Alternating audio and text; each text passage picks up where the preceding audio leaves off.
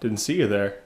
Welcome to a walking bass transcription of a really, really fun song that I actually first heard because the band who plays it are Berkeley graduates as well. So went to school with them. They're a band called Chasing Blue. They're not really gigging right now, but they released this great record called Blood Ties a few years ago.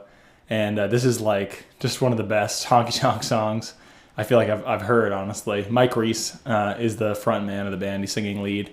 Great songwriter and guitar player. His guitar playing on this is actually money. So check that out for sure. I'll send the link of the track in the description as well. But the bass player is this guy named Alex Muri, who's a Berkeley grad.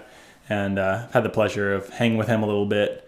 And he's laying down some sweet walking bass lines in this tune.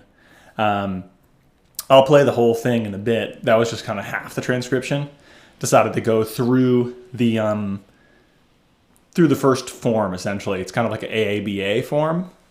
Chorus, verse and then chorus again.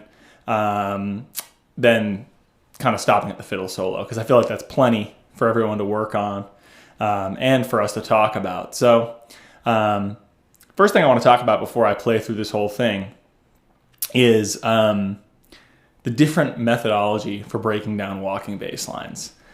In that first bar, you actually pretty much see like a lot of the possibilities and ways to approach a walking bass line. So essentially there's three different methods that I think are helpful to think about. One is scales. So talking about C major, we're in the key of C, obviously is...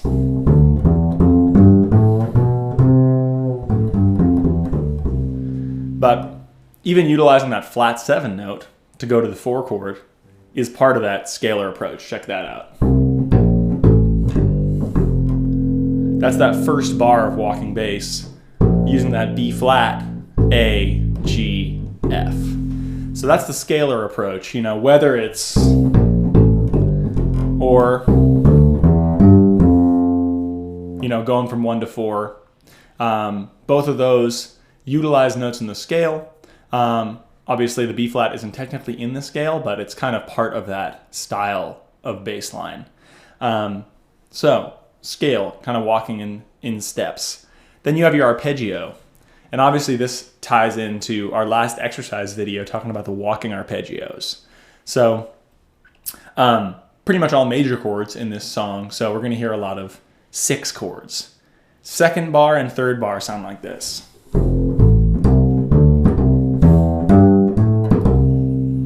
Those are 2 6-chord arpeggios. You got your F6, F, A, C, D, then C, E, G, A.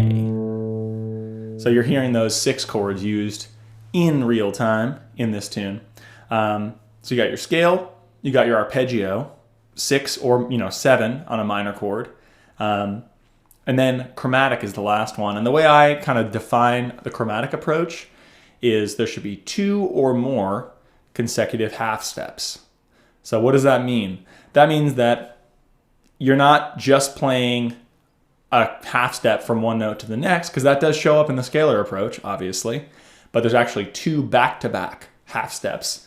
4th measure, going back to the 4 chord here, you got C, D, E flat, first half step, E, second half step, and even a third going to F. That's your 4th half step. So, your 3rd half step, that is.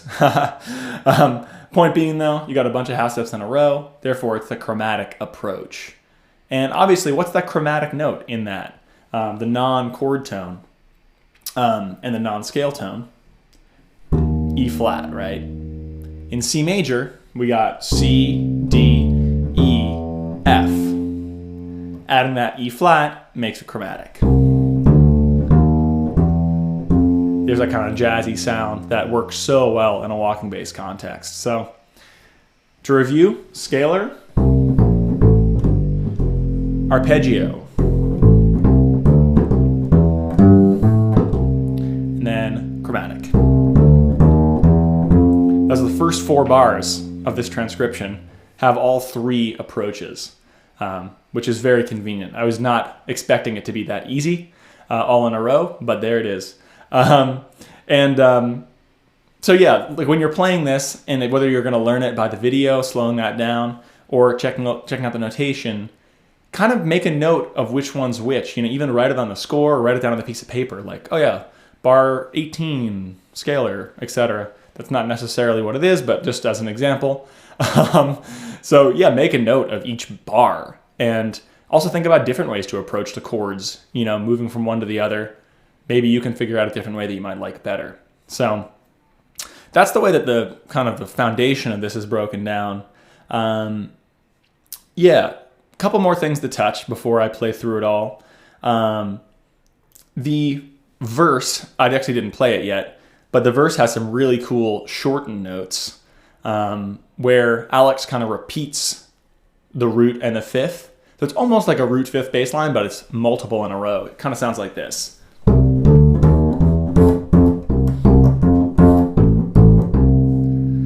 So you're going root, root, fifth, fifth, root, root, third, third, and then root of the C chord.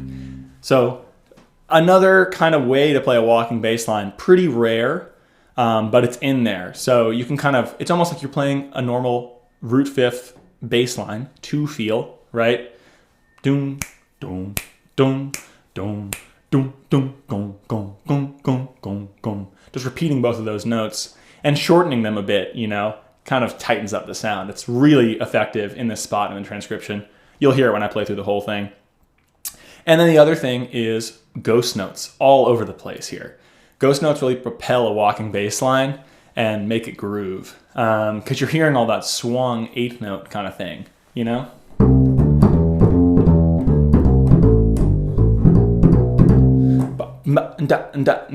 So you're getting that internal feel in the bass line itself.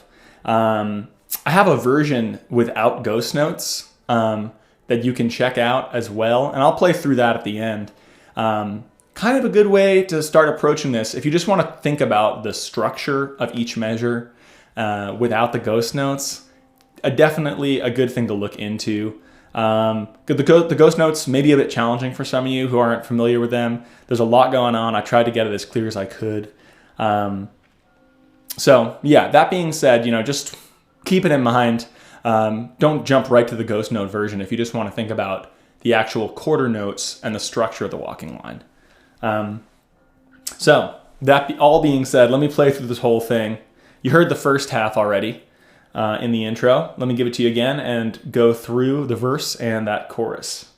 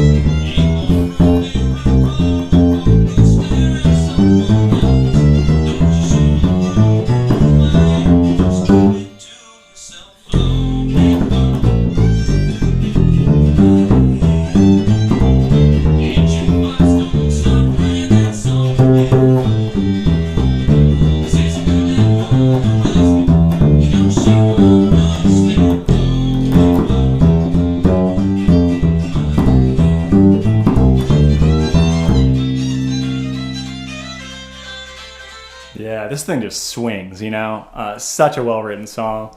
Everyone at Mile 12 loves this song, and I was like, this would be a perfect song to bring to the Patreon page to talk about some walking bass line. So catchy, such a great tune. So yeah, that's the full transcription.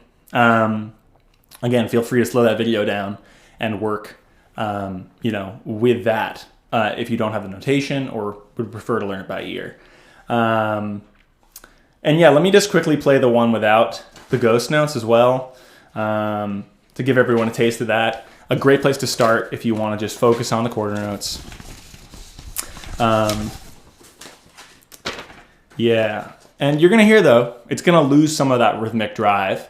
Ghost notes add a lot. Like I said, those little 8th note, rhythmic pushes are so effective in a bass line. But it'll still swing, trust me. it'll still be jazzy and fun and danceable. All right, here's that bass line with no ghost notes, and then you can go forth and enjoy.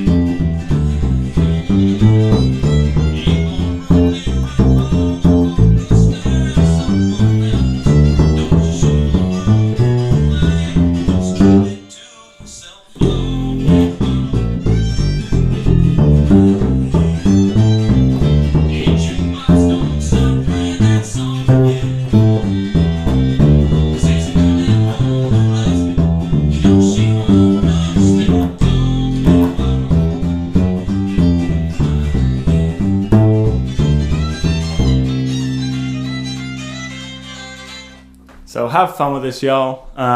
Make sure you understand the structure of it. Much more important than learning the bass line note for note. So you can go forth and actually, work on your own walking bass lines. Again, you got your scalar, you got your arpeggio, you got your chromatic way of breaking down the bass lines. And next week, we'll be talking about how to use them in more of an exercise way. We're going to use that circle of fifths exercise from one of those previous videos, and I'll utilize all three of those structures. So if you want to wait until then to start thinking about creating your own bass lines, that'll be a really helpful tool to know how to navigate from chord to chord. So enjoy, everyone. Have fun. Listen to this whole song too, because it totally swings. It's really fun, and this whole record is great. So thanks again, and I'll see you next week.